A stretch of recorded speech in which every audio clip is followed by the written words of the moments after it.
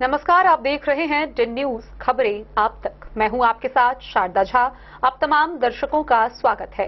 Bulletin की शुरुआत से पहले नजर डालते हैं आज की हेडलाइंस पर। आगामी विधानसभा चुनाव 2025 को लेकर मधुबनी के जिला पदाधिकारी सह जिला निर्वाची पदाधिकारी डीएम और एसपी ने की संयुक्त रूप से प्रेस वार्ता। मीडिया के सामने रखी चुनाव से संबंधित जानकारी। वेस्ली प्रखंड के परसौनी गांव में 70 वर्षीय वृद्ध की बाढ़ के पानी में डूबने से हुई मौत। वेस्ली पुलिस ने 703 बोतल नेपाली शराब की बरामद। 4 लीटर चुलाई शराब के साथ एक तस्कर गिरफ्तार। बाबूवही के मिसरौलिया गांव में 2 पक्षों के बीच जमकर हुई मारपीट। 1 घायल, 2 आरोपी गिरफ्तार। बासोपट्टी एसएसपी एवं पुलिस ने की संयुक्त कार्रवाई। नशीली दवाओं की बड़ी खेप बरामद, 2 गिरफ्तार। विधानसभा चुनाव को लेकर स्वीप कार्यक्रम के तहत रहिका में निकाली गई मतदाता जागरूकता प्रभात फेरी। जयनगर में भारत नेपाल अंतर्राष्ट्रीय सीमा पर तैनात एसएसबी के जवानों ने गांजा के साथ एक तस्कर को किया गिरफ्तार। विधानसभा चुनाव में मतदान करने के लिए मधवापुर प्रखंड के रैमा में निकाली गई जागरूकता रैली। आजाद फाउंडेशन के मार्गदर्शन में प्रखंड स्तरीय किसान सर्वेक्षण कार्यक्रम के तहत मूल्यांकन का आयोजन। और झंझारपुर रेलवे स्टेशन को मिला नया स्टेशन मास्टर। प्रेमचंद झा ने संभाली जिम्मेदारी।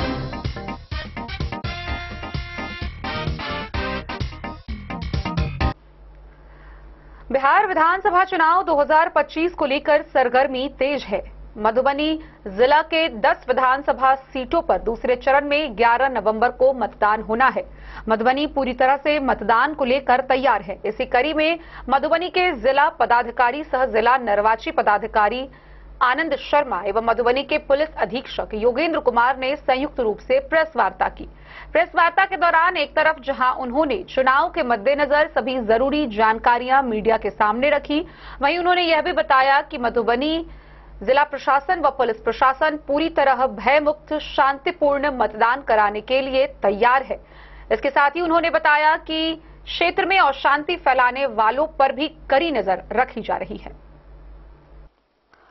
आगामी विधानसभा चुनाव 2025 को लेकर मधुबनी जिला प्रशासन पूरी तरह सक्रिय हो चुका है। इसी संदर्भ में मधुबनी के जिलाधिकारी एवं निर्वाचित पदाधिकारी आनंद शर्मा तथा पुलिस अधीक्षक योगेंद्र कुमार ने संयुक्त प्रेस कॉन्फ्रेंस का आयोजन किया। इस प्रेस वार्ता में उन्होंने चुनाव से संबंधित तैयारियों की विस्तृत जानकारी मीडिया के समक्ष प्रस्तुत की। जिलाधिकारी ने बताया कि मधुबनी के सभी 10 विधानसभा क्षेत्रों के लिए नोडल पदाधिकारियों की नियुक्ति की जा चुकी है तथा प्रत्येक विधानसभा क्षेत्र के मतदान स्थल एवं आवश्यक व्यवस्थाओं को अंतिम रूप प्रदान कर दिया गया है। विशेष रूप से 10 में से 9 विधानसभा क्षेत्रों को सामान्य श्रेणी में रखा गया है, जबकि राजनगर विधानसभा क्षेत्र को सुरक्षित आरक्षित श्रेणी के रूप में चिन्हित किया गया है। प्रशासन ने मतदाताओं की सुविधा एवं निष्पक्ष मतदान सुनिश्चित करने हेतु सभी आवश्यक कदम उठाए हैं। डीएम आनंद शर्मा ने स्पष्ट कहा कि आचार संहिता का कड़ाई से पालन कराया जाएगा तथा किसी भी प्रकार की लापरवाही या उल्लंघन बर्दाश्त नहीं किया जाएगा। उन्होंने यह भी आश्वस्त किया कि मतदान कर्मियों को आवश्यक प्रशिक्षण दिया जा रहा है और मतदान सामग्री की आपूर्ति एवं परिवहन की योजना सुचारू रूप से तय कर ली गई है।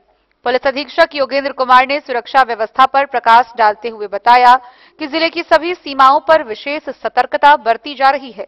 संदिग्ध गतिविधियों पर निगरानी हेतु विशेष टीमें गठित की गई हैं तथा गश्ती व्यवस्था को और सुदृढ़ किया गया है।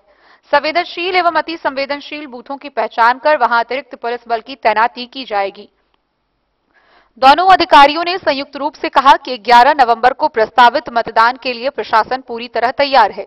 उनका उद्देश्य शांतिपूर्ण, निष्पक्ष एवं भयमुक्त चुनाव कराना है ताकि प्रत्येक मतदाता बिना किसी दबाव के लोकतांत्रिक अधिकार का उपयोग कर सके। उन्होंने जनता एवं मीडिया से सहयोग की अपील भी की, जिससे चुनाव प्रक्रिया सफल एवं विश्वसनीय बन सके। पत्र की समीक्षा की तिथि 21 अक्टूबर है। अभ्यर्थी वापसी की अंतिम तिथि 23 तारीख, मतदान की तिथि 11 नवंबर है। मतगणना की तिथि 14 नवंबर है और हम पूरी प्रक्रिया को 16 नवंबर को समाप्त कर देंगे। आज मधुबनी जिला के कुल 10 विधानसभा क्षेत्र में, जिसमें से आप सभी जानते हैं कि 37 राजनगर सुरक्षित सीट है, उसको छोड़ के सभी अन्य विधानसभा हमारी 9 सामान्य सीट है। आज जिला अंतर्गत सभी 10 विधानसभा निर्वाचन क्षेत्र में दिनांक 13/10/2025 यानी आज नाम निर्देशन प्रारंभ किए जाने हेतु सभी विनिर्दिष्ट स्थलों पर विहित प्रपत्र 1 में अधिसूचना जारी कर आम सूचना निर्गत कर दी गई है। सभी आरओ ने आज इस सूचना को निर्गत कर दिया, जिसके आलोक में आज दिनांक 13 अक्टूबर से 20 अक्टूबर तक पूर्वाह्न 11 बजे से अपराह्न 3 बजे तक सभी निर्वाची पदाधिकारी के पास नामांकन दाखिल किया जा सकता है। सभी 10 विधानसभा निर्वाचन क्षेत्र हेतु निर्वाची पदाधिकारी एवं नामांकन दाखिल किए जाने हेतु स्थल की भी विवरणी जो है सभी आरओ ने जो साइंड अपना नोटिस निकाला है उसमें अंकित किया गया है। 31 हरलाखी का डीसीएलआर बेनीपट्टी के कार्यालय में होगा। 32 बेनीपट्टी का अनुमंडल पदाधिकारी बेनीपट्टी के कार्यालय में होगा। 33 खजौली का अनुमंडल पदाधिकारी जयनगर के कार्यालय में होगा। 34 बाबूबड़ी का डीसीएलआर सदर के कार्यालय कक्ष में होगा। 35 बिस्फी का डीडीसी मधुबनी के कार्यालय कक्ष में होगा। 36 मधुबनी का जो एसडीएम सदर है उनके कार्यालय कक्ष में होगा। 37 राजनगर का डीसीएलआर झंझारपुर के कार्यालय कक्ष में होगा। 38 झंझारपुर का एसडीएम झंझारपुर के कार्यालय कक्ष में होगा। 39 फुलपरास का अनुमंडल पदाधिकारी फुलपरास के कार्यालय कक्ष में होगा और 40 लोकहा का फुलपरास के डीसीएलआर के कार्यालय कक्ष में होगा। हमारे सभी एसएसटी भी अब आज से फंक्शनल हो गई है और अब जो हमारी जो रैंडम चेकिंग की चीजें हैं उसको और गति मिलेगी। चेक पोस्ट भी हमारे जो है इंटरनेशनल बॉर्डर पे उसको भी एक्टिवेट कर दिया गया है और हमारा जितने भी इंटर डिस्ट्रिक्ट चेक पोस्ट है उनको भी एक्टिवेट किया है। तो सिंगल विंडो सिस्टम जो है वह भी डीओ कार्यालय में और सभी आरओ के कार्यालय में भी फुल्ली फंक्शनल कर दिया गया है। उसका एक पूरा अलग से एक स्पेस सेग्रीगेट किया गया है। फ्रंट उसका जो है सिंगल विंडो क्लियरेंस के क्लियर कट सभी को पता चले, इसलिए बड़े बड़े अक्षरों में उसको अलग से अंकित करते हुए दिखाया गया और सभी राजनीतिक दलों को भी इस चीज से अवगत करा दिया गया। हेल्पलाइन नंबर 24x7 कार्यरत है जो कि 1800346404 है। हम पुनः इस चीज को रिपीट करेंगे। 180034564004 है और 1950 जो हमारा नंबर है भारत निर्वाचन आयोग का, वह भी वो नंबर फुल्ली फंक्शनल है और प्रतिदिन के हिसाब से उसकी मॉनिटरिंग चल रही है और जितनी भी कंप्लेंट उसमें आती है उसका प्रतिदिन के हिसाब से निराकरण लगातार किया जा रहा है। प्रतिदिन शाम को 7 बजे हमारे 23 कोषांग हैं और 10 असेंबली कॉन्स्टिट्यूएंसीज के जो आरओ हैं, प्रतिदिन शाम को 7 बजे 1.5 से 2 घंटे की मिनिमम मेरी मीटिंग होती है सबसे। उसमें एक बिंदु 1950 में आई हुई सारी कंप्लेंट्स का भी क्या हुआ, क्या फलाफल है, उसका पूरा निराकरण को लेकर हम लोग मंथन करते हैं। उसको जल्द से जल्द उसको हल करने का प्रयास रहता है। मतदान केंद्र हमारे आप सभी को पता ही है 3882 है और पीएसएल जो है वो 2024 है। 30 तारीख का जो अंतिम प्रकाशन हुआ था उसमें अंतिम जो मतदाता सूची थी हमारी उसमें 31,09,890 मतदाता थे। आज जब हम लोग बैठे हैं तो 7,456 मतदाता और बढ़ गए हैं और अब ये नंबर हो गया है 31,17,346, जिसमें से पुरुष मतदाता 16,51,940 है और महिला मतदाता इसमें 14,65,267 है और ट्रांसजेंडर जो है वो 139 है। ये फिगर अभी और चेंज होगा क्योंकि जो हमारा लास्ट डे ऑफ नॉमिनेशन होता है उससे 10 दिन पहले तक जितने भी हमें फॉर्म 6 रिसीव हो गए होंगे, उसके ऊपर हम लोग जो स्टैट्यूटरी टाइम पीरियड होता है रिसीव होने के 7 दिन तक में, वो टाइम पीरियड पूरा होते हुए जब 17 तारीख को ये पूरा होगा और 18 तारीख को पुनः हमें वो फाइनल मिलेगा। लेकिन हम जब नॉमिनेशन हमारा कंक्लूड होगा 20 तारीख को, उसके बाद से हम लोग इसकी डिटेल जो है पुनः इसको साझा करेंगे। ईवीएम रेंडमाइजेशन का कार्य आज फर्स्ट रेंडमाइजेशन का कार्य सभी राजनीतिक दलों के प्रेजेंस में काफी अच्छे से हो गया है। सारे राजनीतिक दल के प्रतिनिधि वहां पे उपस्थित थे और काफी सबने अपनी संतुष्टि जाहिर की। तो अब हमारे जो ईवीएम है वो और वीवीपैट, ये हमारा असेंबली कॉन्स्टिट्यूएंसी जो हमारा डिस्पैच सेंटर है, आप लोग लगातार इस चीज को देख रहे हैं और अवगत भी हैं कि एसपी साहब और मेरे द्वारा लगातार जो है क्षेत्र भ्रमण किया जा रहा है और हमने लगभग सभी डिस्पैच सेंटर को विजिट कर लिया है। उनकी सारी जो सुविधाएं होनी चाहिए उसको प्री प्लानिंग के हिसाब से सारी चीजों को पूर्ण से ही व्यवस्थित करने का हम लोगों की पूरी कार्य लगातार चल रहा है और हम लोग समय से पहले अपनी सारी चीजों को कंप्लीट कर लेंगे। उसके T-1 डे पे मतदान दल को मतदान सामग्री ईवीएम वीवीपैट आदि उपलब्ध कराते हुए संबंधित मतदान केंद्र पे प्रतिनियुक्त पुलिस बल के साथ उन्हें डिस्पैच कर दिया जाएगा। सभी 10 विधानसभा के ओल्ड ईवीएम संग्रहण और मतगणना केंद्र हेतु जिला में एक स्थल है आरके कॉलेज, जहां पे जिसका चयन किया गया है, उसकी भी हम लोगों की तैयारी समयबद्ध तरीके से पूरी तरीके से चल रही है और हम लोग काउंटिंग सेंटर का जो सारे बिंदु हैं उनको भी जो हमारे मापदंड और मानक है उसके आलोक में समय से पूर्व हम लोग उसको भी पूरा करते हैं।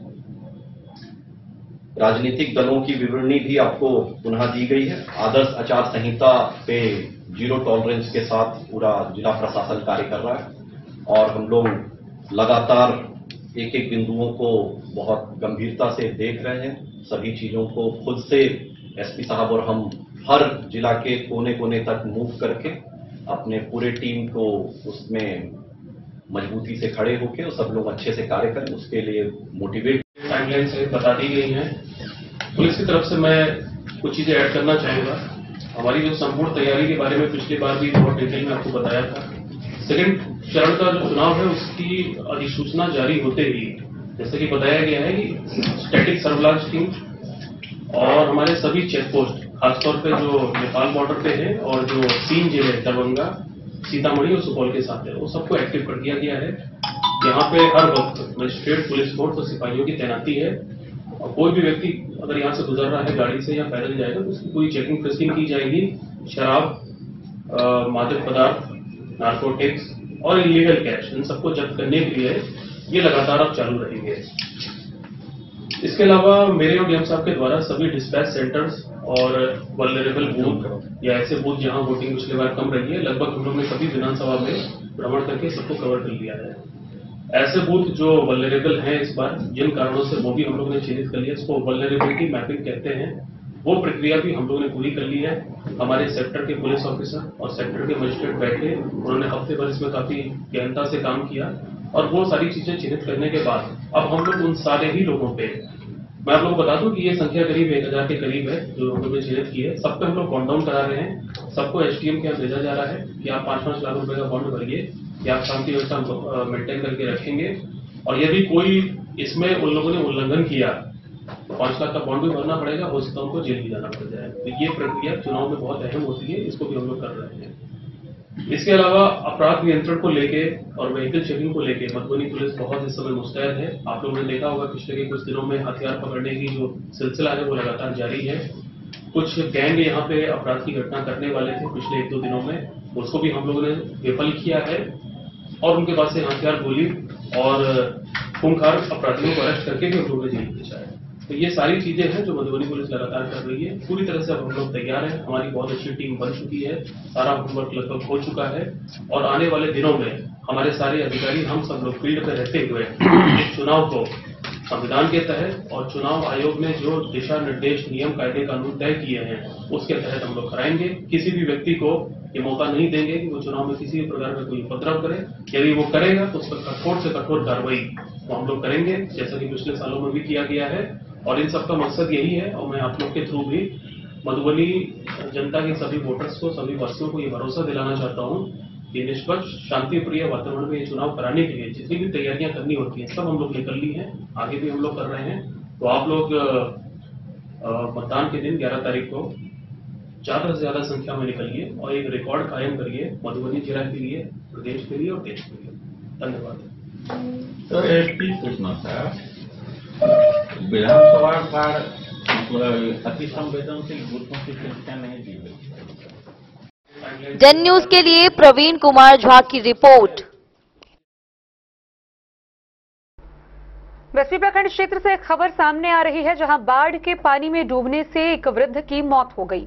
मृतक की पहचान बिस्फी के पतौना थाना क्षेत्र के परसौनी गांव निवासी 70 वर्षीय राजेंद्र शर्मा के रूप में की गई है। वह एक दिन पूर्व से अपने घर से लापता थे। अगले दिन उनका शव बरामद किया गया। बस्ती प्रखंड के पतौना थाना क्षेत्र के परसौनी गांव निवासी 70 वर्षीय राजेंद्र शर्मा की मृत्यु बाढ़ के पानी में डूबने से हो गई। प्राप्त जानकारी के अनुसार वह मवेशी चराने के लिए रविवार को घर से निकले, लेकिन शाम होने तक जब वह घर वापस नहीं आए तो परिजनों के द्वारा काफी खोजबीन की गई, लेकिन कहीं भी अता पता नहीं चला। सोमवार को लगभग 10 बजे ग्रामीणों के द्वारा गांव से पश्चिम खोदे गए नहर में उपलाते हुए एक व्यक्ति को देखा। नहर में बाढ़ का पानी तेज धारा में बह रही है। लोगों ने इसकी सूचना पतौना थाना पुलिस को दी। सूचना पाते ही पतौना थानाध्यक्ष अनुराग कुमार पुलिस बल के साथ घटनास्थल पर पहुंच शव को पानी से निकलवा अपने कब्जे में कर पहचान करवाया।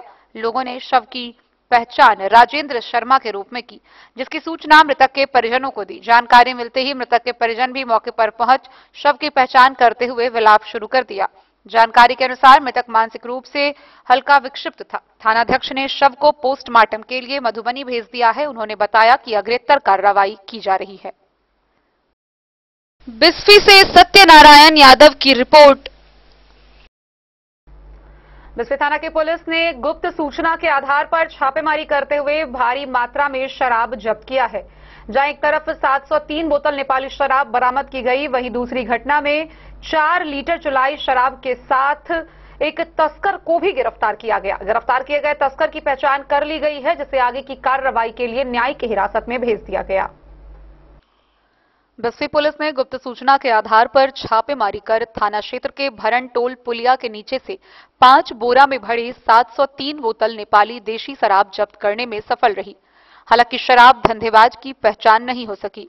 बिस्फी के थानाध्यक्ष अविनाश कुमार ने बताया कि गुप्त सूचना मिली कि किसी अज्ञात शराब धंधेबाज द्वारा भरन टोल पुलिया के नीचे भारी मात्रा में शराब की खेप छुपा कर रखा है।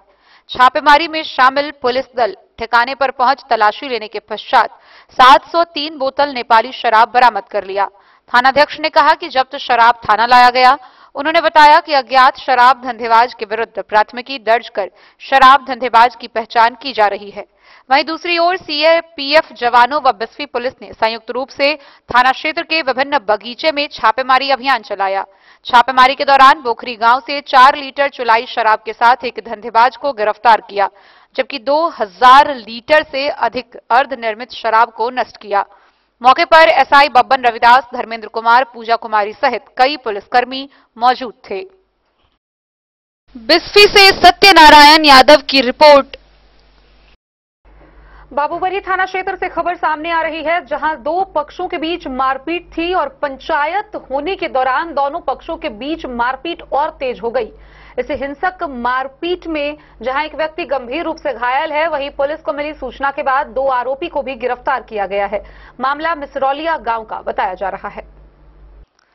बाबूबरी थाना क्षेत्र के मिसरौलिया गांव में रविवार को पंचायत के दौरान 2 पक्षों के बीच विवाद बढ़ जाने से जमकर मारपीट हो गई। इस घटना में एक व्यक्ति गंभीर रूप से घायल हो गया, जबकि पुलिस ने तुरंत कार्रवाई करते हुए 2 आरोपियों को गिरफ्तार कर जेल भेज दिया है। जानकारी के अनुसार गांव में पूर्व में डायन कहकर प्रताड़ित करने के मामले को लेकर दोनों पक्षों के बीच पंचायत बुलाई गई थी। पंचायत के दौरान कहासुनी इतनी बढ़ गई कि स्थिति बेकाबू हो गई और दोनों पक्षों में लाठी डंडे चलने लगे। देखते ही देखते मामला हिंसक रूप ले लिया। मारपीट में सत्यनारायण पासवान गंभीर रूप से घायल हो गए। परिजनों ने उन्हें आनन फानन में प्राथमिक स्वास्थ्य केंद्र बाबूबरी में भर्ती कराया, जहां उनका इलाज चल रहा है। घटना को लेकर घायल सत्यनारायण पासवान ने थाना में आवेदन देकर रमेश पासवान, प्रभास पासवान, शिव कुमार पासवान सहित 8 लोगों को नामजद अभियुक्त बनाया है। थानाध्यक्ष राहुल कुमार ने बताया कि पुलिस ने त्वरित कार्रवाई करते हुए मकसूदन पासवान और महादेव पासवान को गिरफ्तार कर न्यायिक हिरासत में भेज दिया है। शेष आरोपियों की गिरफ्तारी के लिए छापेमारी जारी है। पुलिस मामले की गंभीरता से जांच कर रही है ताकि दोषियों के खिलाफ कड़ी कार्रवाई की जा सके। बाबूबरी से ललित नारायण सिंह की रिपोर्ट। भारत नेपाल सीमा पर तैनात बासोपट्टी जानकी नगर एसएसबी जवानों व बासोपट्टी पुलिस ने संयुक्त रूप से कार्रवाई करते हुए भारी मात्रा में नशीली दवाओं की खेप को जब्त किया है। इस पूरी घटना में 2 तस्कर को भी गिरफ्तार किया गया है, जिसकी पहचान कर आगे की कार्रवाई की जा रही है। बासोपट्टी के भारत नेपाल सीमा पर जानकी नगर एसएसबी एवं पुलिस ने संयुक्त कार्रवाई में बड़ी कामयाबी हासिल किया है। मिली जानकारी के अनुसार सीमा पर तैनात 48वीं वाहिनी सशस्त्र सीमा बल जयनगर के सी समवाय जानकी नगर की एक गोपनीय आसूचना पर कार्रवाई करते हुए एसएसबी और बिहार पुलिस की संयुक्त टीम ने नशीली दवाओं की तस्करी में संलिप्त 2 व्यक्तियों को गिरफ्तार किया है। सी समवाय जानकी नगर द्वारा प्राप्त गोपनीय सूचना को पुलिस थाना बासोपट्टी के साथ साझा किया गया। सूचना के सत्यापन एवं कार्रवाई हेतु गठित संयुक्त पेट्रोलिंग दल में थानाध्यक्ष विकास कुमार, बीडीओ अनिल कुमार, सीओ विकास कुमार सहित एसएसबी जवान शामिल थे। संयुक्त टीम ने त्वरित कार्रवाई करते हुए बासोपट्टी थाना क्षेत्र के कटैया में छापेमारी की, जहां से 2 व्यक्तियों को अवैध नशीली दवाओं के साथ गिरफ्तार किया। गिरफ्तार व्यक्तियों की पहचान कटैया गांव निवासी रंजन शाह, महेश शाह के रूप में की गई है। जब्त की गई अवैध नशीली दवाओं में स्पा एंड प्रैक्स 80 टैबलेट, लोमोविल 405 टैबलेट, नाइट्रावेट 10, 165 टैबलेट, टेजोविन इंजेक्शन 36 शीशियां, आलिसर टैब 20 टैबलेट, एक्सीप्लॉन सिरप 3 बोतलें शामिल है। जब्त की गई समस्त नशीली दवाओं और तस्करों को अग्रिम कानूनी कार्रवाई हेतु पुलिस थाना बासोपट्टी को सुपुर्द कर दिया गया है, जिसके बाद पुलिस ने प्राथमिकी दर्ज कर पकड़े गए दोनों व्यक्तियों को न्यायिक हिरासत में भेज दिया है। इस संयुक्त कार्रवाई की सराहना करते हुए गोविंद सिंह भंडारी, कार्यवाहक कमांडेंट 48वीं वाहिनी सशस्त्र सीमा बल जयनगर ने कहा, सीमा क्षेत्र में एसएसबी द्वारा बिहार पुलिस के सहयोग से लगातार संयुक्त गश्ती एवं खुफिया कार्यवाहियां की जा रही है। सीमा क्षेत्र में नशीली दवाओं की तस्करी, मानव तस्करी तथा अवैध गतिविधियों पर रोकथाम हेतु सशस्त्र सीमा बल पूर्णतः प्रतिबद्ध है। यह कार्रवाई एसएसबी और स्थानीय प्रशासन के आपसी समन्वय का उत्कृष्ट उदाहरण है। एसएसबी और बिहार पुलिस की संयुक्त कार्रवाई से क्षेत्र में तस्करी विरोधी अभियान को और अधिक बल मिलेगा। बासोपट्टी से रोशन ठाकुर की रिपोर्ट। बिहार में चुनावी सरगर्मी तेज है। बिहार विधानसभा चुनाव को लेकर अलग अलग तैयारियां की जा रही है। इसी कड़ी में मधुबनी में दूसरे चरण में चुनाव होना है। मधुबनी जिला के रहका प्रखंड में स्वीप कोसांग के अंतर्गत कार्यक्रम आयोजित किए गए। इस कार्यक्रम के तहत रहका क्षेत्र के इंसाफ चौक तक जागरूकता प्रभात फेरी निकाली गई। इस प्रभात फेरी में बीडीओ, सीओ समेत स्थानीय लोग भी शामिल हुए। रहका प्रखंड स्वीप कार्यक्रम के तहत प्रखंड मुख्यालय से इंसाफ चौक तक मतदाता जागरूकता प्रभात फेरी निकाली गई। प्रभात फेरी में आशा, आंगनबाड़ी कार्यकर्ता, स्वच्छता दूत शामिल थे। रहका बीडीओ आशुतोष कुमार, प्रभारी चिकित्सा पदाधिकारी डॉक्टर शांतनु रंजन, रहका प्राथमिक स्वास्थ्य केंद्र बीसीएम सुवेश कुमार और सांख्यिकी पदाधिकारी के नेतृत्व में निर्भीक, भयमुक्त वातावरण, शांतिपूर्ण माहौल में 11 नवंबर को होने वाले विधानसभा चुनाव में वोट करने को लिए जागरूक करने के उद्देश्य से किया गया। बीडीओ ने इस अवसर पर कहा कि दीपावली, छठ पावन के अवसर पर बाहर रहने वाले भी अपने गांव से पहुंचेंगे। उन्हें लोकतंत्र के पवित्र पावन अवसर पर रुकने, अपने मतदान करने के बाद ही लौटने को कहने एवं जागरूक करने का आह्वान किया। उन्होंने युवाओं एवं पहले बार बने वोटरों से भी अपील करते हुए कहा कि समाज में लोकतंत्र के पावन अवसर पर अपने वोट तो डाले ही दूसरों को भी प्रेरित करें। मौके पर मोहम्मद अफाक, अंजय कुमार झा, तकड़ूर सहित कई लोग उपस्थित थे।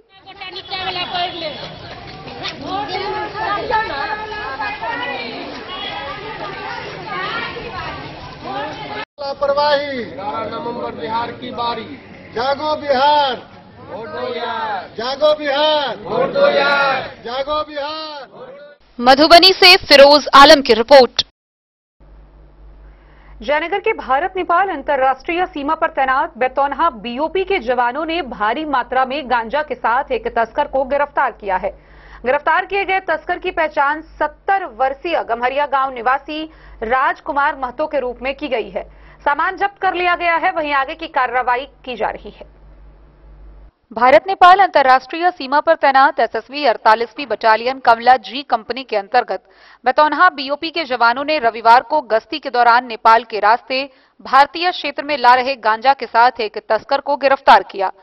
गिरफ्तार व्यक्ति की पहचान नेपाल के सिरहा जिले के थाना मदार वार्ड नंबर 17 गम्हड़िया गांव निवासी 70 वर्षीय राजकुमार महतो बताया गया है। गिरफ्तार व्यक्ति के पास से 5 किलो गांजा को जब्त किया गया। जानकारी के अनुसार भारत नेपाल अंतर्राष्ट्रीय सीमा के बेतौन्हा बॉर्डर के समीप एक वृद्ध साइकिल से नेपाल से बेतौन्हा गांव के रास्ते कमलाबारी गांव की ओर जा रहा था। एसएसबी जी कंपनी कमला के अंतर्गत बेतौन्हा बीओपी के जवानों के गश्ती दल के द्वारा रोककर तलाशी लेने के क्रम में उसके पास से एक पैकेट मिला, जिसकी जांच की तो उसमें गांजा पाया गया। गांजा के साथ वृद्ध को गिरफ्तार किया गया। गिरफ्तार व्यक्ति और जब्त गांजा को जयनगर थाना पुलिस के सुपुर्द किया गया। एसएसबी 48वीं बटालियन जयनगर के कमांडेंट गोविंद सिंह भंडारी ने कहा कि सीमा पर तैनात एसएसबी जवान अपनी तत्परता के साथ सीमा सुरक्षा और अवैध कारोबार पर लगाम लगाने के लिए तत्पर हैं। डे न्यूज के लिए जयनगर से मोहम्मद अली की रिपोर्ट। खबरों का सिलसिला जारी रहेगा। जल्द ही लौटेंगे एक छोटे से ब्रेक के बाद। आप बने रहिए हमारे साथ। अब आपके अपने शहर मधुबनी में खुल चुका है आधुनिक सुविधाओं से सुसज्जित लक्ष्य लाइब्रेरी। यहाँ आपको मिलेगा 24 घंटे 7 दिन खुला रहने वाला अध्ययन स्थल, जहाँ हर वक्त रहेगा शांत और प्रेरणादायक माहौल। सुविधा है फ्री पार्किंग, आरओ वाटर और फुल्ली एयर कंडीशन्ड हॉल की।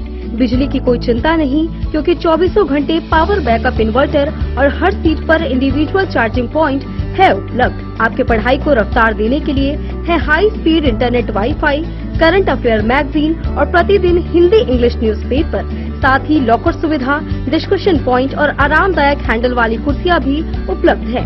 आपकी सुविधा के लिए यहाँ है कैफेटेरिया का उत्तम प्रबंध। तो इंतजार किस बात का, आज ही आइए और जुड़िए लक्ष्य लाइब्रेरी से। हमारा पता है गौशाला चौक, मोबाइल टावर के सामने, मधुबनी। लक्ष्य लाइब्रेरी, जहां पढ़ाई का हर लक्ष्य होगा पूरा। मधुबनी इस शादी सीजन सिर्फ हमारे साथ खरीदे और पाए 100% एक्सचेंज वैल्यू। आप सोने चांदी या हीरे के आभूषणों की तलाश में हैं, तो हमारे ज्वेलरी शॉप में मिलेंगे आपको हर तरह के आभूषण बेहद किफायती दामों पर। हर अवसर के लिए आभूषण आपके बजट में। लाल बाबू प्रसाद एंड सन्स, संकट चौक, बैंक ऑफ इंडिया के बगल में, मधुबनी। नए और शानदार स्टॉक के साथ अब हर रिश्ते को करे और भी सुंदर। लाल बाबू प्रसाद एंड सन्स, संकट चौक, बैंक ऑफ इंडिया के बगल में, मधुबनी। हमारे सभी गोल्ड ज्वेलरी शॉप पर HUID है मौजूद।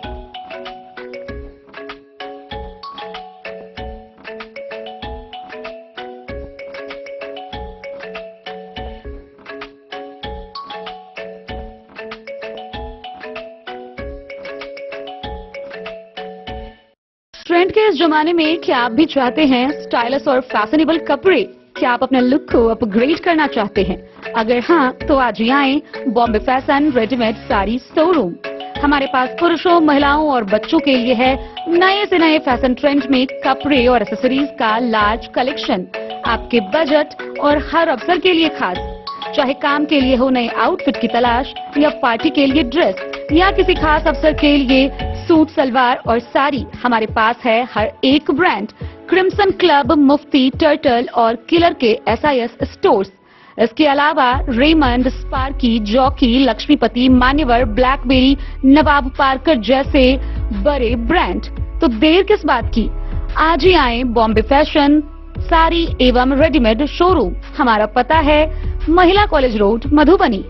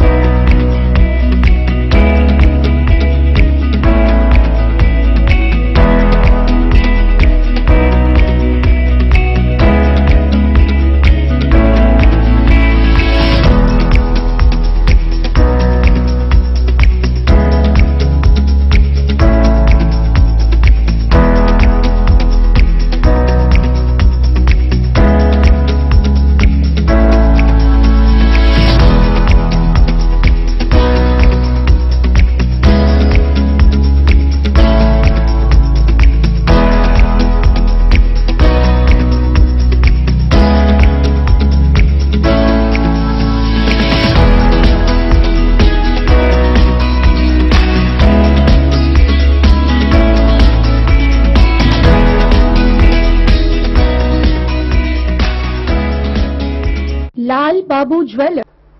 मधवापुर प्रखंड के बाल विकास परियोजना कार्यालय के द्वारा प्रखंड के रैमा गांव में जागरूकता रैली निकाली गई। इस जागरूकता रैली के माध्यम से लोगों को मतदान उनका अधिकार है, इसके बारे में बताया गया।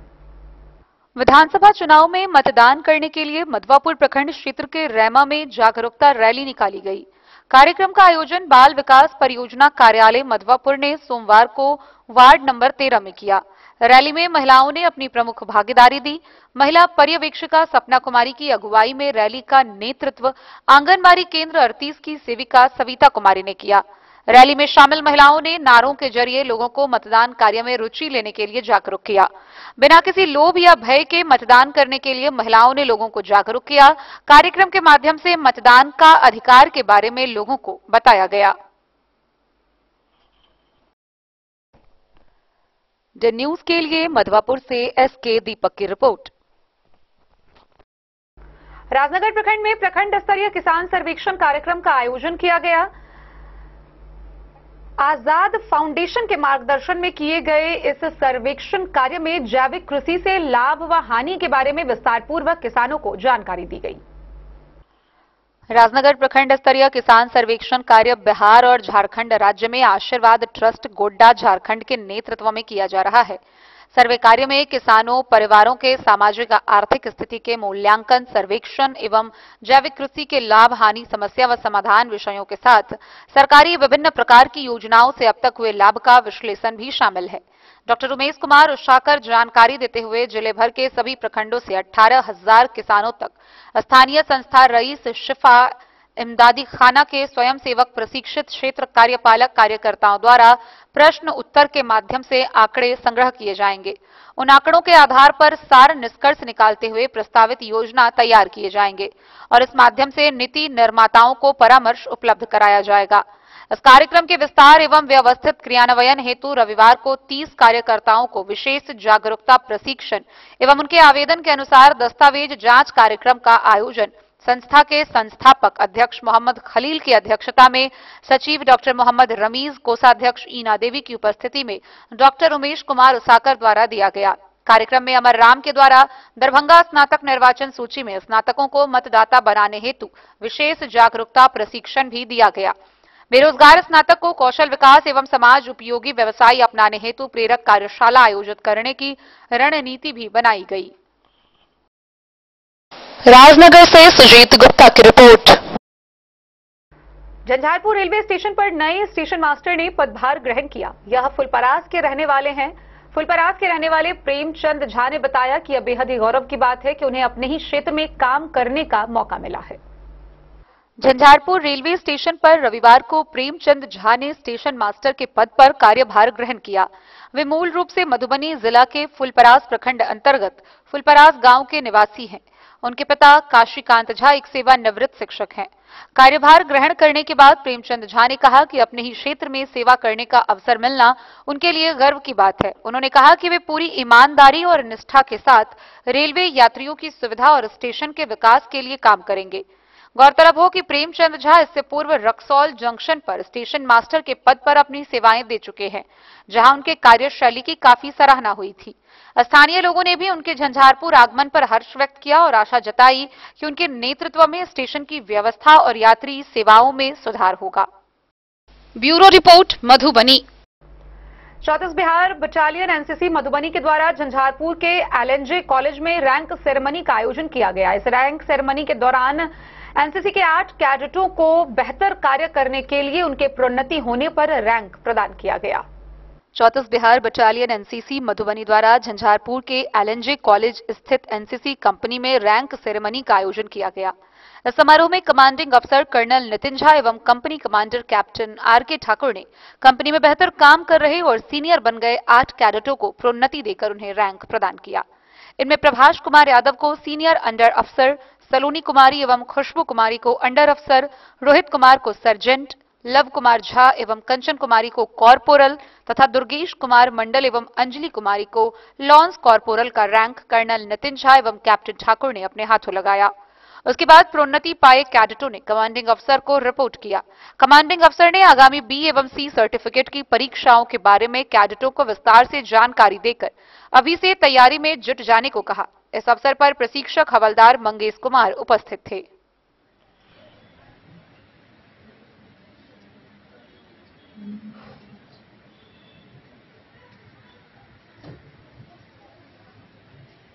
जैन साहब, BR 23 SWA 018 768 PO सुकुमारी reporting sir.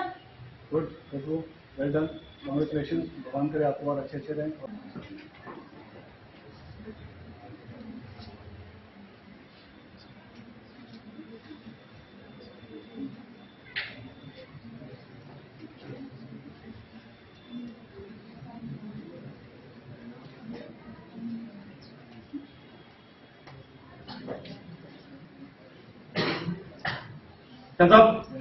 Regimental number BR 23 LDA 01626 स्नेह अंडर अफसर प्रभात कुमार यादव ये रिपोर्ट के लिए हाजिर आप। कांग्रेचुलेशन, वेरी वेल डन, और अच्छा करते हो और अच्छे रहें। तो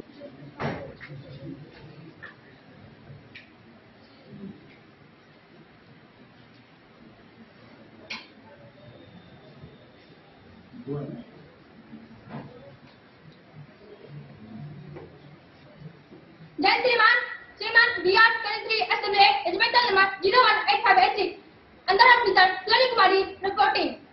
गुड सलोनी, वेल डन, भगवान करे आप और अच्छे रैंक और सारे रैंक।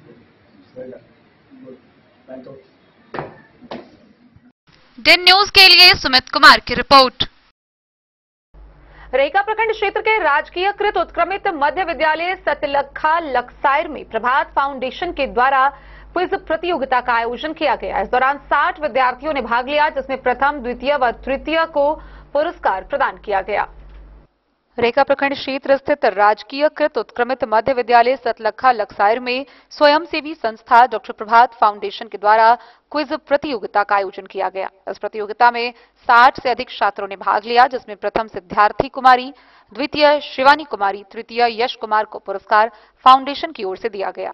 यह पुरस्कार स्कूल के शिक्षक विजय कुमार चौधरी और रेखा कुमारी प्रदीप कुमार झा के हाथों प्रदान किया गया।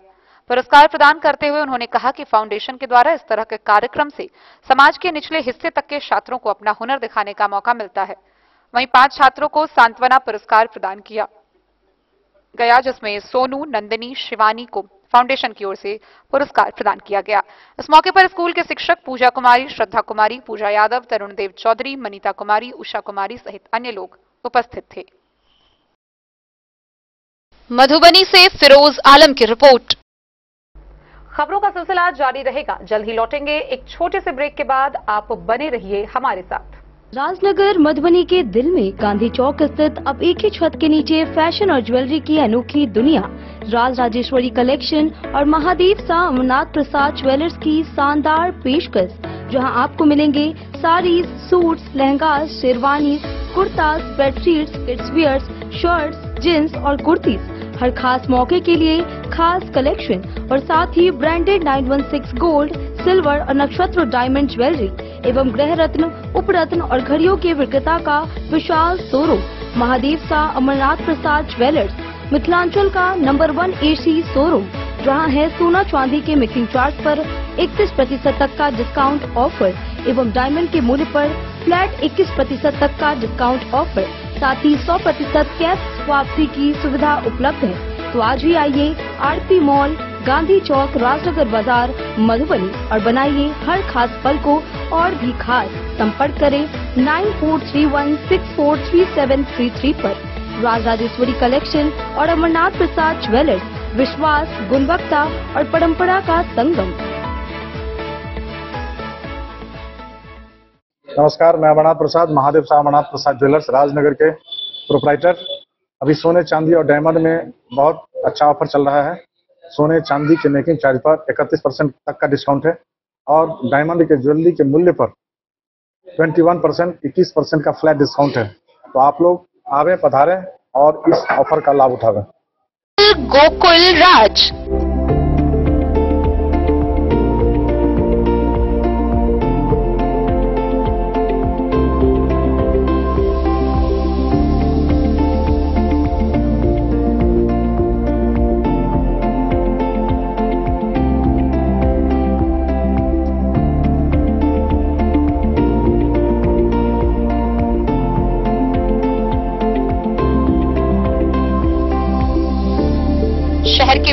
भार से दूर शांति और सुकून से भरे वातावरण में मधुबनी शहर के लहरियागंज वार्ड नंबर 1 में पूरे मिथिलांचल क्षेत्र का सबसे भव्य होटल होटल गोकुल राज 4 मंजिला इमारत की इस होटल में है 4 बड़े बड़े बैंकेट हॉल, रिंग सेरेमनी, शादी, मीटिंग या पार्टी, हर एक आयोजन के लिए अलग से हॉल की व्यवस्था, रेस्टोरेंट की व्यवस्था जहां एक से बढ़कर एक लजीज व्यंजनों का मिलेगा संगम और रहने का उचित प्रबंध, suite room, AC room, non AC room से सुसज्जित होटल जहां लिफ्ट की भी है व्यवस्था, पार्किंग का पूरा इंतजाम।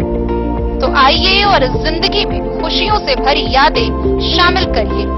होटल गोकुल राज मधुबनी में आप लोगों का स्वागत है। होटल गोकुल राज, लहरियागंज, वार्ड नंबर 1, मधुबनी। आनंद मिशन विद्यापीठ शिक्षा के क्षेत्र में एक नया आयाम अब छोटे बच्चों के लिए भी आधुनिक सुविधाओं के साथ उपलब्ध। विवेकानंद मिशन विद्यापीठ जूनियर, जहां क्लास प्री नर्सरी से 5th स्टैंडर्ड तक के बच्चों का एडमिशन प्रारंभ है। अगर आप भी चाहते हैं अपने बच्चों का शिक्षा के क्षेत्र में बेहतर विकास, तो विवेकानंद मिशन विद्यापीठ जूनियर है आपके लिए तैयार। 2.5 से 10 वर्षों के बच्चों के लिए आपको मिलेगा आधुनिक सुविधाओं के साथ एक बेहतर शिक्षा का माहौल। सीबीएसई बेस्ड करिकुलम सिलेबस के साथ साथ स्टूडेंट्स होंगे art and craft, game and sports और कल्चरल एक्टिविटीज में अव्वल। इंग्लिश मीडियम के माहौल के बीच स्टूडेंट्स बनेंगे स्मार्ट, जहां किताबी ज्ञान के साथ साथ हर क्षेत्र में स्टूडेंट्स होंगे अवेयर। हॉबीज और इंटरेस्ट को मिलेगी प्राथमिकता। तो आइए और अपने बच्चों के बेहतर भविष्य के लिए आज ही नामांकन करवाइए। विवेकानंद मिशन विद्यापीठ जूनियर। हमारा पता है सिरहुत कॉलोनी, नगर परिषद में। मधुबनी में बिहार विधानसभा चुनाव को लेकर भाजपा भी काफी सक्रिय नजर आ रही है। इसी दौरान भारतीय जनता पार्टी की महिला विंग ने घर घर जाकर महिला मतदाताओं को जागरूक किया। उन्होंने बताया कि राजनीति में महिला सबसे बड़ी धुरी है, उन्हें अपने अधिकार के बारे में जानकारी होनी चाहिए। उन्होंने जागरूक किया कि महिलाएं 100% मतदान करें। मधुबनी में विधानसभा चुनाव को लेकर भाजपा महिला मोर्चा सक्रिय हो गई है। आगामी विधानसभा चुनाव के मद्देनजर मधुबनी जिले में राजनीतिक गतिविधियां तेज हो गई है। इसी क्रम में भारतीय जनता पार्टी की महिला विंग ने गांव-गांव जाकर महिलाओं को जागरूक करने की मुहिम तेज कर दी है। महिला मोर्चा की टीम ने विभिन्न पंचायतों और टोले मोहल्ले में जाकर घर घर दस्तक देते हुए मतदाता जागरूकता अभियान चलाया। उन्होंने महिलाओं को लोकतांत्रिक प्रक्रिया में अपनी भागीदारी सुनिश्चित करने का आग्रह किया और कहा कि इस बार चुनाव में महिलाओं की उपस्थिति 100% होनी चाहिए। भाजपा महिला मोर्चा की अध्यक्षा ने संबोधित करते हुए कहा कि आज महिलाएं समाज परिवर्तन की धुरी हैं, इसलिए लोकतंत्र को सशक्त बनाने में उनकी भागीदारी अत्यंत आवश्यक है। महिला मोर्चा की महासचिव ने महिलाओं को अपने मताधिकार का महत्व समझाते हुए कहा कि मतदान सिर्फ अधिकार नहीं बल्कि जिम्मेदारी भी है। इस अभियान में महिला मोर्चा की सचिव सहित कई सक्रिय सदस्य शामिल रही। उन्होंने समूह बैठकें आयोजित कर महिलाओं को प्रेरित किया कि वे सिर्फ मतदान ही नहीं करें बल्कि अन्य महिलाओं को भी मतदान के लिए प्रेरित करें। वहीं ग्रामीण क्षेत्रों में महिलाओं ने इस पहल का स्वागत किया और लोकतांत्रिक व्यवस्था में अपनी सहभागिता सुनिश्चित करने का संकल्प लिया। भाजपा महिला मोर्चा की यह पहल महिलाओं को राजनीतिक रूप से सशक्त बनाने की दिशा में एक महत्वपूर्ण कदम मानी जा रही है। चुनावी माहौल में इस तरह के अभियान न केवल जागरूकता फैलाते हैं बल्कि समाज में जिम्मेदार नागरिक बनने की भावना को भी प्रोत्साहित करते हैं। डन न्यूज के लिए प्रवीण कुमार झा की रिपोर्ट। आज बिहार बटालियन एनसीसी दरभंगा के कैडेट शुभम सिंह ने अपनी खुशी जाहिर करते हुए बताया कि उनका बचपन से सपना था कि वह इस क्षेत्र में बेहतर करे।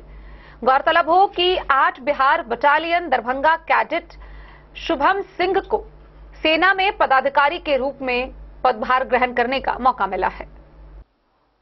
8 बिहार बटालियन एनसीसी दरभंगा के कैडेट शुभम सिंह ने कड़ी मेहनत, लगन और एनसीसी में सीखी देश प्रेम की उफनती भावना के बल पर संघ लोक सेवा आयोग द्वारा संचालित सम्मिलित रक्षा सेवा परीक्षा में सफलता प्राप्त कर अपने परिवार, समाज और एनसीसी का नाम रोशन किया है। 5 अप्रैल 2004 ईस्वी को ततैला कमतौल दरभंगा के निवासी फौजी सुबोध कुमार सिंह एवं स्वर्गीय आशा सिंह के घर एक बालक का जन्म हुआ। परिवार में खुशी का माहौल पैदा हुआ और धीरे धीरे वह शिशु बड़ा होते होते एंजल्स पब्लिक स्कूल पठानकोट से 10वीं की परीक्षा पास की। उसके बाद वह अपने गृह जिला दरभंगा के जीसस एंड मेरी एकेडमी से 12वीं और फिर कुंवर सिंह कॉलेज से स्नातक की पढ़ाई पूरी की। कॉलेज में ही शुभम ने एनसीसी कैडेट के रूप में देश सेवा की प्रेरणा लेकर सेना में अफसर बनने का दृढ़ निश्चय कर लिया और विभिन्न चरणों में उसकी तैयारी शुरू कर दी। 2025 ईस्वी में शुभम गणतंत्र दिवस परेड में बिहार और झारखंड एनसीसी निदेशालय की ओर से चयनित होकर शामिल हुआ। फिर एनसीसी की प्रतिष्ठित सी प्रमाण पत्र परीक्षा पास की। पिछले अप्रैल में वह सीडीएस ओटीए के एसएसबी में शामिल हुआ और उसका केंद्र प्रयागराज था। उसे चेस्ट नंबर 7 मिला जो विषम अंक का था। वहां कई कठिन चरणों की परीक्षा पास करते हुए अंत में उसका चयन भारतीय सेना में एक पदाधिकारी के रूप में हुआ है। मधुबनी में एक विशेष भेंट में उसने कहा कि वह एनसीसी प्रशिक्षण के दौरान इन्फैंट्री की बातें सीखी और गोरखा राइफल्स में जाने की हार्दिक इच्छा है। शुभम सिंह ने अपनी सफलता का श्रेय अपने माता पिता, गुरुजन एवं एनसीसी के पदाधिकारियों को दिया, जिनकी वजह से आज वह इस मुकाम पर पहुंचा है। एनसीसी कैडेटों से उन्होंने अपील किया कि अगर शुरुआत से कैडेट अपनी अच्छी पढ़ाई, कड़ी मेहनत और अनुशासित जीवन पर ध्यान दे और सीनियर अधिकारियों का मार्गदर्शन लेते रहें तो सफलता जरूर मिलेगी। सीडीएस ओटीए से तुम जा रहे हो, अब आर्मी में ज्वाइन करने जा रहे हो, किस तरह तुमने क्वालिफाई किया, क्या सब तैयारी की तुमने? सबसे पहले सीडीएस का एग्ज़ाम होता है, उसके लिए मैंने 3 मंथ्स 4 मंथ्स प्रिपरेशन की थी और उस प्रिपरेशन के बाद मैंने सीडीएस का एग्ज़ाम दिया। सीडीएस का एग्ज़ाम था 4 अप्रैल को, 3 अप्रैल को था एग्ज़ाम। उसके बाद एग्ज़ाम का रिज़ल्ट आया 1 महीने बाद। फिर एग्ज़ाम का रिज़ल्ट आने के बाद मैंने सबसे पहले सबको बताया कि एग्ज़ाम का रिज़ल्ट आ चुका है और मैं क्वालिफाई हो गया था एग्ज़ाम के लिए। उसके बाद फिर बीच में 4 मंथ का गैप था, जिसके दौरान मैंने एसएसबी की प्रिपरेशन करी और प्रिपरेशन उस टाइम से नहीं चल रही थी, प्रिपरेशन मेरी एनसीसी से ही चल रही थी। जब से मैंने एनसीसी ज्वाइन करी थी तब से मैं प्रिपेयर कर रहा था एसएसबी के लिए। उसके बाद फिर मेरा इंटरव्यू का डेट्स अलॉट हुए, तो मेरा डेट था, मेरा एसएसबी सेंटर मुझे मिला एसएसबी इलाहाबाद, जिसको रिजेक्शन सेंटर भी कहा जाता है कि वर्ल्ड के सबसे ज़्यादा, इंडिया के सबसे ज़्यादा एसएसबी में रिजेक्शन वहीं से होते हैं। तो स्टार्टिंग में थोड़ा लगा कि मुझे ये सिलेक्शन सेंटर मिला है तो क्या होगा क्या नहीं। बाकी जिसको भी बोला सब बोलते थे rejection centre, you are very unlucky, ऐसे करके। उसके बाद फिर मैंने बोला कि जो होगा देखा जाएगा, if you have it in you so you have it in you. तो मैंने डेट सेलेक्ट कर ली, स्टार्टिंग की डेट सेलेक्ट करी मैंने, स्टार्टिंग की 3rd डेट सेलेक्ट करी, क्योंकि मैंने सोचा कि जब भी होगा देखा जाएगा, जो भी होगा। तो उसके बाद मैं डॉक्यूमेंट्स प्रिपेयर की और मैं चला गया एसएसबी के लिए। फिर एसएसबी जाने के बाद मेरा पहला डे था स्क्रीनिंग टेस्ट। स्क्रीनिंग के दौरान सबसे पहले स्क्रीनिंग में 4 टाइप के टेस्ट होते हैं। पहला होता है OIR टेस्ट, जिसको बोलते हैं ऑफिसर इंटेलिजेंस रेटिंग टेस्ट। तो उसमें 2 टेस्ट होते हैं, एक वर्बल एक नॉन वर्बल। तो उसका मैंने पहले वो टेस्ट हुआ, उसके बाद डॉक्यूमेंटेशन वापस से कंप्लीट किए गए, उसके बाद स्क्रीनिंग टेस्ट हुआ। तो स्क्रीनिंग टेस्ट हमारा PPDT जिसको हम लोग बोलते हैं, picture perception and discussion test. तो उसके दौरान पिक्चर बनाई जाती है। पिक्चर बनाने के बाद फिर हमें उस पर लिखना होता है स्टोरी लिखने के बाद हमारा डिस्कशन होता है और नरेशन होता है। तो ये टेस्ट हमारा कंप्लीट हो गया है। उसके बाद हमें रिजल्ट सुनाया गया। उसके बाद मैं स्क्रीनिंग सेलेक्ट हो गया था डे फर्स्ट के लिए, और आगे 4 दिन और जो चयन था उसके लिए मुझे सेलेक्ट कर लिया गया। तो हर एक ऑब्स्टिकल मेरे को बताया गया कि हर एक ऑब्स्टिकल में चारों चीज़ें एक साथ यूज होंगी और आपको it is upon you that how you solve this. तो उसके बाद मैंने अपने ग्रुप, पहले मेरे को समझ नहीं आया थोड़ी देर, लेकिन तुरंत में मैंने ऑब्स्टिकल्स सारे सॉल्व किए और हम लोग विद इन टाइम हम लोग पहुंच गए, हमने कंप्लीट कर लिया अपना टास्क। फिर उसके बाद था फाइनल ग्रुप टास्क, वो भी हमारा कंप्लीट हो गया बहुत जल्दी। और उसके बाद GTO 2 भी खत्म हो गया। उसके अगले दिन था हमारा कॉन्फ्रेंस डे। हम लोग बैठे हुए, हम लोग थे टोटल 20 और नंबर आए जा रहा है और हम लोग, मेरा जैसे नंबर 7 था तो हमारे से पहले सबका कॉन्फ्रेंस बहुत जल्दी जल्दी खत्म हुआ। जैसे ही मैं बैठा बाहर कॉन्फ्रेंस हॉल से, पहले हमारे को थोड़ा वेटिंग पीरियड रहता है जिसमें ग्रुप जो जितने भी ऑफिसर्स रहते हैं, मेंबर ऑफ कॉन्फ्रेंस, जिसने भी हमारा असेसमेंट लिया है, तो एक साथ अपने नंबर अनाउंस करते हैं कि मैंने इतना नंबर दिया। उसके बाद वो लोग डिस्कशन करते हैं। अगर तुम तो अभी इन्फेंट्री में रहे हो, जो यूनिट है बिहार का, तो आर्मी में किस तरह की यूनिट में जाना चाहोगे? सर मैं डेफिनेटली इन्फेंट्री ज्वाइन करूंगा और गोरखा राइफल्स के बारे में सोच रहा हूँ। और आगे का कोई सपना? ऐसा आगे का सपना यही है कि आर्मी में ज्वाइन करूं और अच्छे तरीके से एक अच्छा ऑफिसर बनूं। एनसीसी कैडेट्स को कोई संदेश? डेफिनेटली मैं कहूंगा कि आप सब अच्छे से प्रिपेयर करें। जो भी लक्ष्य है, keep one goal and be determinate for it, and actually you have to prepare since it is your life, and be prepare for life not for event.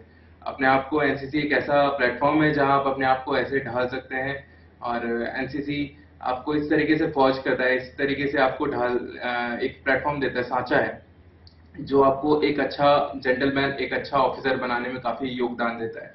अगर ऑफिसर नहीं भी बने तो आपको ऐसा नागरिक बनाता है जो देश के काम आ सके। जब यहाँ से नागरिक, जो भी हमारे कैडेट्स जब पास आउट होते हैं, किसी भी देश में अलग अलग फील्ड्स में जाते हैं, वो अलग अलग फील्ड में ऐसा डिसिप्लिन दिखाते हैं कि देख करके लगता है कि yes, this is the person who can bring the change in the system. दिन न्यूज के लिए सुमित कुमार की रिपोर्ट। भारतीय जनता पार्टी के नगर अध्यक्ष पिंटू कुमार रौनियार ने नवनियुक्त मीडिया प्रभारी राजू कुमार झा को अंग वस्त्र देकर सम्मानित किया। उन्होंने कहा कि मीडिया प्रभारी का काम न केवल सूचनाओं को पहुंचाना है, बल्कि समाज में सकारात्मक संदेश भी देना है। सोमवार को मधुबनी में भारतीय जनता पार्टी के नगर अध्यक्ष पिंटू कुमार रौनियार ने नवनियुक्त शाह मीडिया प्रभारी राजू कुमार झा को अंग वस्त्र और सम्मान पत्र प्रदान कर लक्ष्य लाइब्रेरी परिसर में सम्मानित किया। इस अवसर पर कार्यकर्ताओं ने हर्ष व्यक्त करते हुए पार्टी संगठन की मजबूती पर जोर दिया तथा राजू कुमार झा के सक्रिय योगदान की सराहना की। कार्यक्रम की अध्यक्षता नगर अध्यक्ष पिंटू रौनियार ने की, जिन्होंने अपने संबोधन में कहा कि राजू कुमार झा के नेतृत्व में मीडिया प्रबंधन और भी सशक्त होगा तथा पार्टी की गतिविधियां जन जन तक प्रभावी रूप से पहुंचेंगी। उन्होंने कहा कि संगठन को मजबूत बनाने हेतु युवाओं की भूमिका अत्यंत महत्वपूर्ण है और ऐसे प्रतिभावान कार्यकर्ताओं पर पूरी पार्टी को गर्व है। इस सम्मान समारोह में लक्ष्य लाइब्रेरी के संस्थापक सुमन जी उपस्थित रहे। उन्होंने युवाओं को ज्ञानार्जन के साथ सामाजिक दायित्व निभाने की प्रेरणा दी। इसी क्रम में कॉन्सेप्ट ऑफ कॉमर्स के संस्थापक प्रोफेसर पीसी झा ने भी अपने विचार व्यक्त करते हुए कहा कि मीडिया प्रभारी का दायित्व केवल सूचना प्रसारण तक सीमित नहीं, बल्कि समाज में सकारात्मक संदेश देने का माध्यम भी है।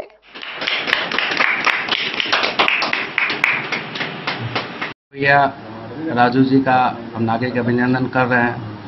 वो भाजपा के जिला प्रवक्ता बने हैं, इसके लिए बहुत बहुत हार्दिक बधाई और साधुवाद। ऐसे ही संगठन को आज से नहीं, पूर्व से भी संगठन को सींचते आए हैं, इसके लिए इनको बहुत बहुत बधाई, बहुत बहुत शुभकामनाएं। गठबंधन में सीट चला गया है, एनडीए का सीट शेयरिंग हो गया है। देखिए, गठबंधन हो या हम हो, हम लोग सब एक हैं। गठबंधन जैसी कोई बात है नहीं। हम लोग को भी सुनने में आ रहा है कि यहाँ गठबंधन में उपेंद्र जी के पास सीट गया है।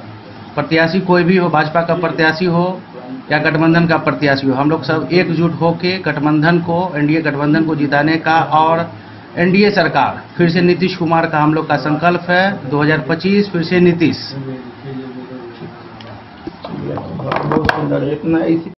जन न्यूज के लिए प्रवीण कुमार झा की रिपोर्ट।